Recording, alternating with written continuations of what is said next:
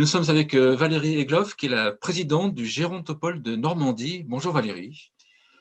Bonjour Frédéric. Est-ce que vous pouvez peut-être vous présenter ou vous représenter, puis ensuite on va parler du Gérontopole de Normandie. Alors donc, je suis Valérie Egloff, je suis professionnellement cadre infirmier, 35 ans d'hôpital public derrière moi, depuis peu une activité libérale. En parallèle, j'ai été 25 ans élue à la ville du Havre, en charge des sujets santé, vieillissement, affaires sociales. Je suis aussi conseillère régionale de Normandie, déléguée à la Silver Economy, et voilà. Et j'ai 56 ans, donc je suis aussi senior, puisqu'il paraît que ça commence à 50 ans. Alors, comment est venue l'idée de créer le Gérontopole de Normandie et après, qu'est-ce que le Gérontopole de Normandie? Alors, en fait, l'idée est née au départ, il y a maintenant 5 ans, sur un territoire qui s'appelle le pôle métropolitain de l'Estuaire, donc un territoire qui recouvre à peu près 400 000 habitants, qui va de Fécamp au sud de l'estuaire de la Seine. Donc, bien sûr, on passe par Le Havre, à Deauville, à Lisieux, Honfleur, un territoire donc, qui représente 10 EPCI. Et sur ce territoire, en fait, les élus souhaitaient s'emparer de plusieurs compétences, plusieurs responsabilités. Bien sûr, l'activité économique, l'attractivité de ce territoire, mais qui dit attractivité dit aussi qualité de vie, donc santé, environnement, puisque on est quand même sur un territoire fortement industrialisé, donc l'environnement est important. Et donc quand on parle santé, quand on parle environnement, quand on parle bien-être, et ben, très vite on a parlé aussi vieillissement, parce que c'est aussi un territoire qui vieillit, comme l'ensemble de la Normandie, comme l'ensemble de la France. Mais la Normandie aujourd'hui a une population en pourcentage âgée plus importante que la moyenne nationale. Donc sur ce territoire, on s'est dit voilà comment faire en sorte de garder nos habitants, d'être attractifs peut-être pour de nouveaux habitants, ou peut-être des plus jeunes dans le caractère d'un emploi nouveau pour eux, et puis surtout comment permettre, garantir une qualité de vie environnementale et accès à la santé, accès aux soins, parce que là aussi ce sont des problématiques sur ce territoire. Et donc l'idée du vieillissement est très vite rentrée dans les compétences que ce pôle métropolitain voulait prendre. Et puis moi, étant élue donc au sein de ce pôle, ce sujet du vieillissement est un sujet qui m'intéresse depuis quasiment une trentaine d'années, depuis le début même de mes études d'infirmière. Et donc je regardais un peu ce qui se faisait dans d'autres régions, sur l'ensemble du territoire français. Et j'avais eu connaissance du Gérontopole des Pays de Loire, du Gérondif, de l'Île-de-France. Et donc je suis allée rencontrer Gilles Berru, le pôle aussi de Franche-Comté. Voilà, on a été à plusieurs élus, plusieurs responsables techniques, rencontrer ces équipes qui avaient déjà un peu d'avance sur le sujet et voir comment nous, à l'échelle normande, on pouvait aussi mettre en place cette structure qui est une association, qui est une structure légère. Hein. Aujourd'hui, c'est 2, bientôt 3 salariés. Donc, vous voyez, par rapport à d'autres, c'est très léger. Mais avec une volonté d'être vraiment un réseau multi-acteurs, pas uniquement sur des sujets de santé, parce que d'abord au départ on était sur le territoire du Havre où il y a un groupe hospitalier mais il n'y avait pas de CHU, les CHU sont à Rouen et à Caen. À ce moment-là il n'y avait plus non plus de professeurs de gérontologie sur les 2 CHU, donc voilà, c'était pas forcément le côté santé, médecine, recherche qui était primordial, mais plutôt sur tous les aspects transversaux du vieillissement. Donc voilà, qu'on soit collectivité territoriale, qu'on soit élu, qu'on soit acteurs médico-sociaux, qu'on soit économie, enfin acteurs de l'économie, entreprise, banque, acteurs du bâtiment, architectes. Enfin, très vite, on a regroupé tous ces gens venant d'horizons différents, qui d'ailleurs souvent n'avaient pas eu l'occasion de se rencontrer, en tout cas sur le sujet du vieillissement. Qu'un architecte rencontre un ergothérapeute ou un médecin ou un acteur du développement du déplacement, ce n'était pas forcément des choses qui se faisaient. Donc le Gérontopole se veut ce lieu de rencontre entre tous les acteurs de la société aujourd'hui, qui, quelle que soit leur activité, ont à envisager et à imaginer le demain avec un tiers de la population de plus de 60 ans. D'accord. Pour créer une structure pour ceux qui nous écoutent, qui s'appelle Gérontopole, il y a des statuts, il y a des règles à respecter, il y a un cadre à respecter, ou on peut coller le nom Gérontopole sur n'importe quelle Alors, association? en 2017, quand on s'est créé, le statut en fait était encore assez flou, parce que Gérontopole, effectivement, c'est pas un nom qui parle même encore aujourd'hui beaucoup à la population. C'est un truc, un machin. Le nom Gérontopole, je crois, sans dire de bêtises, était apparu dans la loi d'adaptation de la société au vieillissement. Donc, il existe le modèle du Gérontopole de Toulouse, mais vraiment très axé sur la recherche médicale, en particulier sur les maladies dégénératives, Alzheimer et autres. Donc jusqu'à présent, le mot gérontopole n'a pas forcément une identité bien précise. Je crois que là aussi, tout de suite, il y a une réflexion, peut-être aussi que la rencontre qui sera prévue en juin de l'ensemble des gérontopoles de France, et ça sera la première fois qu'on aura l'occasion de se rencontrer, permettra aussi de voir un peu chacun comment on fonctionne, quels sont nos modèles, là où sont nos points communs, là où sont nos différences, et peut-être dans l'idée peut-être de concevoir un modèle un peu ou un statut type d'un gérontopole. Je sais que c'est une réflexion actuellement qui est menée. En tant qu'élu, je travaille aussi avec France Silver Eco. Je sais que Luc Broussy travaille aussi sur ce sujet-là. Enfin, voilà, ce gérontopole, c'est encore un truc un peu difforme peut-être. Il va falloir effectivement être un peu plus précis si on veut en obtenir un titre, un label, je ne sais pas, enfin quelque chose un peu plus officiel. Et en Normandie, quels sont les objectifs du Gérontopole de Normandie? Alors, comme je vous le disais, donc, le but du Gérontopole, donc, à l'échelle de l'estuaire et maintenant à l'échelle de la Normandie, c'est de faire qu'effectivement la Normandie, qui est une région un peu plus vieillissante que la moyenne nationale, soit une région attractive. Alors elle l'est déjà parce que voilà, c'est une région touristique, c'est une région avec un patrimoine historique et culturel, et on le voit d'ailleurs parce que aujourd'hui la population est à peu près stable, mais la proportion des retraités augmente depuis déjà une dizaine d'années, pour des raisons d'installation à la retraite sur le littoral. En l'occurrence, le littoral du Calvados et la Manche sont très attractifs depuis un bon moment. Et le but, c'est effectivement que notre région soit une région accueillante, une région où il fait bon vieillir. Alors, c'est un peu tarte à la crème, mais en tout cas, une région où le sujet du vieillissement soit pris dans l'ensemble de sa considération, et pas uniquement que sur le volet santé, dépendance, perte de l'autonomie, mais sur une vieillesse active, en bonne santé le plus longtemps possible, une vieillesse dynamique, une vieillesse impliquée dans la société. Et aujourd'hui, il y a encore beaucoup de chemin à faire. Alors, on a eu la chance très vite, effectivement, je vous disais, d'avoir beaucoup de collectivités qui nous ont rejoints. Il se trouve aussi qu'en Normandie, il y a pas mal de villes qui étaient déjà impliquées, par exemple, dans le réseau Ville-Amis des aînés. Donc, ça avait déjà créé cette dynamique de prendre en considération le vieillissement de la population au sein de nos villes, alors que ce soit des grandes villes ou des villages ou des villes moyennes. Donc, il y avait déjà pas mal d'élus qui étaient intéressés dans le sujet. Donc, très vite, ces communes nous ont rejoints au sein du Gérontopole. Les départements, bien sûr, parce que là aussi, en termes de compétences, ce sont les départements qui ont la compétence du vieillissement, en tout cas la gestion entre autres de l'APA.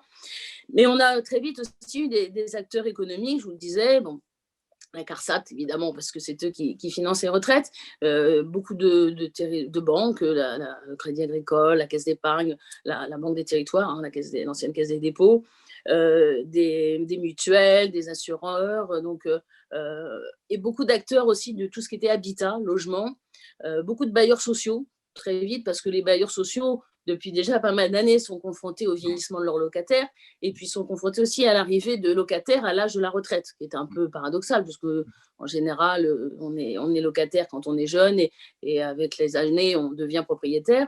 Or, aujourd'hui, on s'aperçoit que d'abord, le montant des retraites n'est pas toujours très élevé, ne permet pas toujours de rester propriétaire. Et puis surtout, un phénomène aussi peut-être un peu nouveau, c'est le divorce qui commence à être important au moment de la retraite. Alors, Serge Guérin, vous en parlerez beaucoup mieux que moi, mais on s'aperçoit qu'effectivement, il y a un deuxième pic du divorce aujourd'hui, à l'âge où on se dit, on va passer 20 ou 30 ans ensemble, finalement, on se croisait que les week-ends ou les soirs, mais là, quand on va être 24 ans sur 24 ensemble, peut-être qu'on se dit, c'est plus ça, c'est pas comme ça qu'on envisage les choses. Et bref, on voit un divorce à ce moment-là, et souvent, qui dit divorce dit vente de la maison, dit deux logements à trouver, et pour au moins un des deux, l'accès vers le logement social. Donc ça, effectivement, les bailleurs nous le disent très bien, ils y sont confrontés. Donc, ils se disent, il faut aussi que nos logements, il n'y a pas que du neuf, il y a un patrimoine très ancien dans le logement social. Il faut aussi qu'on ait une vraie réflexion et une vraie politique de masse aujourd'hui sur l'adaptation de nos logements, l'amélioration de l'accessibilité, du confort. Là aussi, chaque crise a toujours un bon côté, mais le confinement de ces dernières années a permis aussi à beaucoup de gens de réaliser que leur logement n'était peut-être pas le mieux conçu, le mieux adapté pour y rester 24 heures sur 24, et encore plus quand on y vieillit et qu'on peut avoir plus de difficultés à se mobiliser, à se déplacer. Donc là, on voit très bien aujourd'hui qu'il y a un gros effort des bailleurs, des acteurs de la construction, hein. Parmi nos adhérents, on a Saint-Gobain, on a la CAPEB, la Fédération du bâtiment. Enfin, tout cela, aujourd'hui, on voit qu'il y a vraiment une politique urgente à mener dans l'adaptation des logements au vieillissement. Les entreprises peuvent également adhérer, bon, vous avez répondu avec Saint-Gobain, mais les entreprises plus généralement peuvent également adhérer au Gérontopoles. Et quels sont leurs bénéfices d'adhérer au Gérontopoles? Alors, en fait, on a effectivement des entreprises petites start-up ou entreprises un peu plus grandes aujourd'hui, qui en fait voient dans le Gérontopole l'accès à un réseau. Ce que je disais, il y a une autre définition, c'est un peu ça, l'accès de connaître d'autres acteurs impliqués dans le vieillissement, de voir ce qui se fait ailleurs et de prendre modèle, de se faire connaître eux-mêmes dans leur activité. C'est le cas pas mal de start-up qui nous rejoignent, c'est aussi pour se faire connaître, pour développer leurs produits. Et c'est là qu'aujourd'hui, depuis un an maintenant, bientôt un an, le Gérontopole a repris l'activité du Living Lab qui était basé à Alençon, et le Living Lab est un outil hyper intéressant pour les entreprises, quelle que soit leur taille, parce que là, c'est vraiment rencontrer en direct leurs futurs clients, usagers, seniors, retraités, qui vont tout de suite être confrontés à ce produit, à ce service qu'ils proposent, et très vite avoir une réaction positive, négative, dans le but d'améliorer leurs produits, leurs prestations. Et donc ça, beaucoup d'entreprises nous ont rejoints depuis un an, intéressés par l'outil Living Lab en soi. Donc, et on voit aussi des entreprises dans le domaine de l'alimentation. Là aussi, c'est un vrai sujet, adapter l'alimentation. On sait qu'un des gros problèmes du vieillissement, c'est la dénutrition. Comment rendre les aliments, là aussi, plus agréables, plus sympathiques, plus conviviaux, surtout quand on se retrouve seul à manger et que des fois, on n'a pas trop de goût et plaisir à manger. Donc là aussi, on voit des acteurs économiques nouveaux arriver sur tous ces sujets-là. L'habillement aussi, on a des petites startups là, qui travaillent aussi sur l'habillement, le facile à porter, adapté, et pas forcément caricatural d'un âge ou d'une situation. Donc là, vraiment, on voit le Living Lab a été un élément aussi, est un élément attractif pour les entreprises. J'imagine aussi que ça permet aux dirigeants de ces startups de ne pas être isolés, de pouvoir rencontrer tout un réseau à lequel échanger, et puis pouvoir après peut-être faire du business avec eux. Absolument. À chaque conseil d'administration, on en profite aussi pour présenter nos nouveaux adhérents et qu'ils puissent présenter qui ils sont, quel est leur domaine d'activité, leurs produits, leurs projets. Et vraiment, ça crée cette émulsion, ces rencontres. Alors tout de suite, forcément, les rencontres se font que par visio, mais quand on pouvait les faire souvent même autour d'un petit déjeuner qui permettait la convivialité, de se rencontrer, de partager. Et souvent, les gens repartaient avec les noms et les adresses des uns et des autres, avec le projet de se revoir et de travailler sur des projets ensemble. Si on prend un peu de recul, quels sont les grands champs d'action du Gérontopole? Alors, une des premières actions qu'on a menées, c'était aussi d'être un outil de divulgation, de popularisation du sujet auprès du grand public. Alors du grand public plutôt retraité, puisque je vous disais, notre partenaire étant la CARSAT, les autres assurances retraite. Donc on a mis en place un cycle de conférences, donc ça c'était en 2019. On a mené 5 conférences, une par département normand, avec différents intervenants comme Pierre-Henri Tavoileau, Serge Guérin, Gilles Berru, Jean-Pierre Aquino. On avait fait venir aussi la dernière conférence qu'on a pu faire tout début 2020, c'était avec Clément Boxfeld et le concept Oldie Senior, Oldie, le tour du monde de la vieillesse. Donc c'était des conférences où la première c'était une centaine de personnes, la dernière c'était 400 dans un amphi.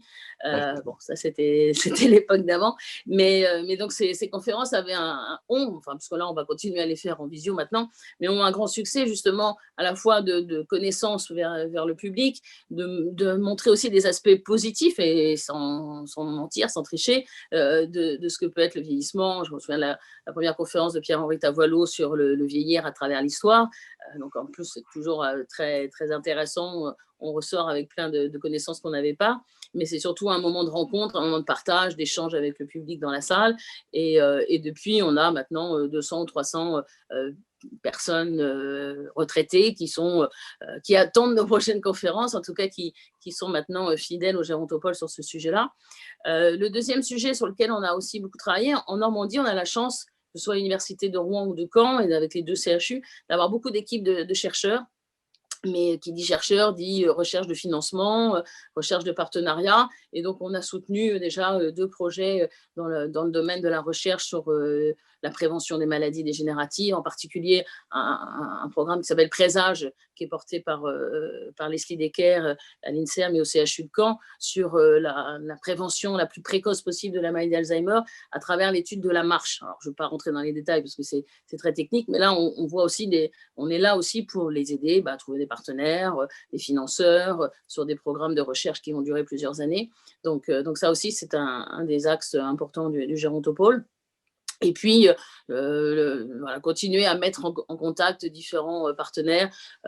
Par exemple, on a rencontré aussi l'URPS des podologues qui sont aussi à travailler sur tout ce qui est prévention, bien-être de la marche, du traitement du pied. Voilà, souvent, on a l'impression que s'intéresser à ses pieds, c'est que quand on est très âgé, qu'on a déjà des problèmes, alors que là aussi, la prévention est très importante. Alors, moi, en tant que professionnel de santé, le mot prévention, ça me va bien parce que j'ai toujours trouvé que malheureusement, en France, ce n'était pas un axe très important, la prévention, qu'on était plutôt toujours à laisser les gens être malades et à les gérer après plutôt que leur apprendre à ne pas être malade, quoi. Mais ça, c'est un autre débat.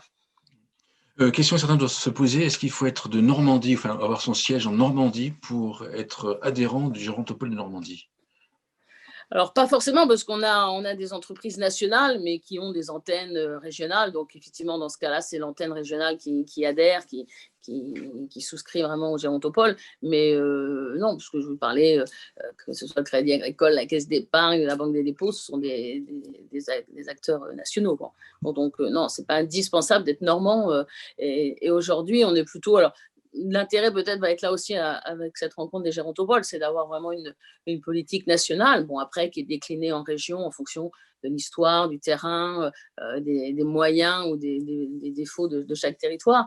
Mais je pense qu'au contraire, non, il faut que ce soit une politique de toute façon nationale. Le vieillir, il est dans toute la France, donc après je dis il peut y avoir des disparités par territoire, mais non, il n'y a pas besoin d'être complètement normand pour être adhérent du Gérontopole.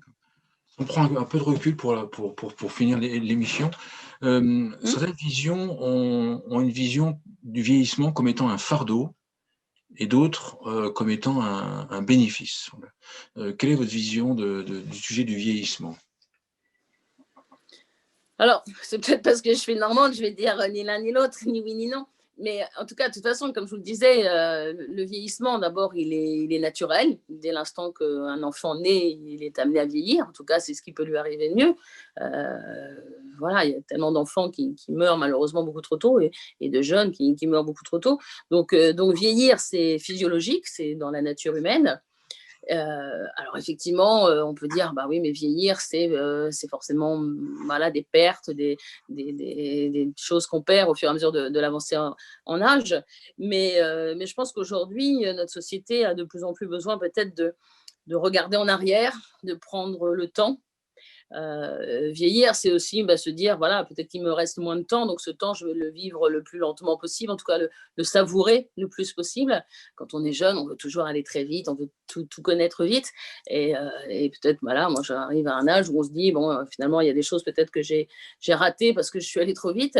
Et je pense que vieillir devrait être plutôt une philosophie à adapter à notre société. Voilà, prendre le temps de regarder la nature, prendre le temps de savourer sa vie de famille, parce que voilà, les enfants, ils vivent, ils grandissent et ils nous quittent, et après on se dit, ah bah oui, c'est vrai, ça a passé trop vite, c'est Noël en famille, qu'on a regretté d'ailleurs cette année. Voilà, tous ces petits moments de la vie, je pense que vieillir, c'est justement apprécier tous les moments de la vie, Alors bien sûr, bon, tout se passe pas toujours bien, mais enfin des fois, c'est pas qu'une question d'âge, hein, on a des enfants handicapés, on a des enfants malades et donc la vie est compliquée, donc c'est pas forcément l'âge qui la rend compliquée.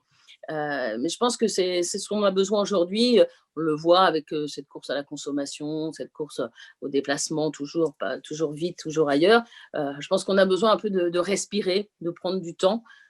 Vieillir, c'est ça, c'est prendre le temps de vivre, de regarder ce qu'on a fait, regarder ce qu'il nous reste encore à faire et de savourer chaque minute de la vie. Alors, effectivement, aujourd'hui, on accentue un peu trop le vieillissement sur le côté dépendance. On parle Ouais. des EHPAD, encore plus actuellement, mais en même temps, c'est 10% de la population qui vit en Bien EHPAD. Hein. Il sûr, y a quand bien même, la sûr. plupart sont chez eux. Moi, en tant qu'infirmière libérale aujourd'hui, je vois beaucoup de personnes âgées chez elles. Bon, avec plus ou moins besoin d'aide, puisque si on va chez elles, c'est qu'elles ont besoin d'aide, mais qui vivent encore très bien à 95, 96, même 100 ans chez elles. Donc, il faut arrêter peut-être de focaliser sur les EHPAD. Et en même temps, les EHPAD où les choses sont bien faites aussi. Il ne faut pas non plus critiquer systématiquement. Moi, j'ai l'occasion aussi d'y travailler. Mais voilà, je trouve que cette vision du vieillissement que par le côté dépendance, que par le côté maladie, que par le côté charge, que par le côté financier aussi, parce que derrière, il y a aussi cet aspect financier. Bon, c'est pas comme ça qu'on va donner envie de vieillir à la population. Alors, je vous dis, je pense qu'aujourd'hui, ce qui peut nous arriver de mieux à chacun, c'est de vivre longtemps. C'est pour ça que j'aime ce mot de longévité, parce que c'est un Oui. mot qui nous projette dans le temps. C'est un mot bon, qui montre que c'est un phénomène qui va durer, parce que, comme le disent certains, les vieux de demain sont déjà là. Donc, il faut complètement en prendre conscience et anticiper. Et plus on pourra anticiper, plus on rendra notre société à la fois plus accueillante pour les plus âgés, mais pour tous les âges de la vie, parce qu'en fait, ce qui est fait pour les plus âgés est souvent utile aux plus jeunes aussi. Donc moi, j'ai plutôt une vision positive, voilà. D'accord. Consciente des difficultés, consciente bien sûr du quotidien que chacun peut vivre, mais je pense que notre société a besoin de regarder les choses avec beaucoup plus de bienveillance, de positivité, comme ça se fait d'ailleurs dans d'autres cultures. Hein. Nous, l'intérêt d'ailleurs, je pense à Oldysée qui savait nous montrer, justement, qui sait nous montrer comment le vieillissement, la vieillesse est perçue dans d'autres régions du monde, d'autres cultures, et là où il y a des choses à aller chercher, je pense. Longévité qu'on dit en anglais, le global aging, effectivement, parce que ça inclut, d'ailleurs, Ouais. ça inclut beaucoup plus d'acteurs, parce que c'est un Ouais. mouvement et on cible, c'est pas uniquement une catégorie de personnes ou d'activités. Non, non, non. C'est pour ça que le mot prévention va bien aussi avec, parce que voilà, c'est pas un phénomène qui arrive tout d'un coup, on se dit pas tout d'un coup, ah, à 60 ans, ah, j'ai 60 ans. Non, c'est jeune, c'est tout au long de la vie qu'on doit prendre considération de sa santé, de son état de vie, de bien-être, et pas arriver à un moment précis. Un mot de conclusion pour finir l'émission. Bah, écoutez, bon, je vous dis, le Gérontopole, pour l'instant, est encore un petit, un jeune. On a l'ambition de continuer notre action, de recruter. D'ailleurs, on est actuellement en charge de recruter un responsable de la Silver Economy, puisque c'est une des missions que la région vient de nous donner. La région Normandie nous a demandé de reprendre l'animation de la filière et l'organisation d'une journée qui s'appelle le Silver Day, qui avait lieu jusqu'à présent tous Ouais. les ans à l'automne. Bon, il n'a pas pu se faire en 2020, mais on espère pouvoir le faire en 2021. Donc, on a plein de projets, plein d'ambitions. On est un jeune gérontopole, mais qui a envie de vieillir, qui a envie de grandir et de montrer toute son utilité. Donc, on est aujourd'hui à peu près 80-90 adhérents. Bon, le but n'est pas forcément de grossir, mais en tout cas d'avoir des adhérents actifs, impliqués dans la question du vieillissement et au service de tous, puisque voilà, on est un réseau d'acteurs voilà, qui se veut utile sur l'ensemble du territoire normand aujourd'hui. Ce qui représente à peu près 3,5 millions d'habitants et un peu plus de 800 000 de plus de 60 ans. Et on sait que ce phénomène ne va faire que continuer. Et moi, je m'en réjouis et je souhaite que le Gérontopole puisse faire que la Normandie soit un territoire où il fait bon vieillir, où il fait bon vivre en général, mais où il fait bon vivre longtemps. Super, merci Valérie Egloff. Je rappelle que vous êtes Merci présidente du Frédéric. Gérontopole de Normandie. Merci beaucoup. Merci, au revoir.